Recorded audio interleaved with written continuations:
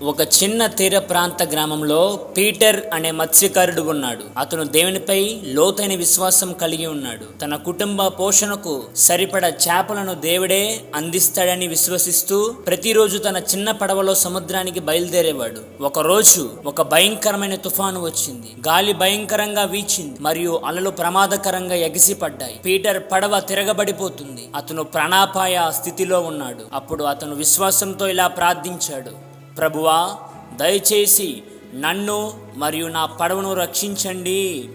తుఫాను ఉవ్వెత్తుని ఎగిసిపడుతుండగా పీటర్ దూరంగా ఒక ప్రకాశవంతమైన కాంతిని చూచాడు. కొత్త ఆశతో అతను తన పడవను కాంతి వైపు మళ్లించాడు. అతను సమీపించే కొద్దీ తుఫాను తీవ్రత తగ్గినట్లు అనిపించింది.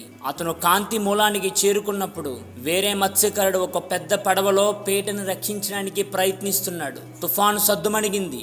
పీటర్ సురక్షితంగా ఒడ్డుకు చేర్చబడ్డాడు. పీటర్కు సహాయం చేయాలనే దర్శనం ద్వారా తాను నడిపించబడ్డానని ఆ మత్స్యకారుడు వివరించాడు. పీటర్ అతనికి కృతజ్ఞతలు తెలిపాడు మరియు అతని విశ్వాసం తనను తుఫాను నుండి కాపాడిందని గ్రహించాడు. నీతి: చిన్న ప్రార్థన నుండి గొప్ప సహాయం రావడం ఈ కథలోని నీతి. ఆ ప్రార్థన సముద్రపు తుఫాను నుండి రక్షించడమే కాదు, ఈ జీవితపు సమస్యలు అనే తుఫాను నుండి కూడా సురక్షితంగా మనల్ని కాపాడుతుంది. చీకటి క్షణంలో కూడా దేవుడు ఇతరుల ద్వారా వెలుగును మరియు సహాయాన్ని అందిస్తాడు మరియు మన విశ్వాసాన్ని బలపరుస్తాడు.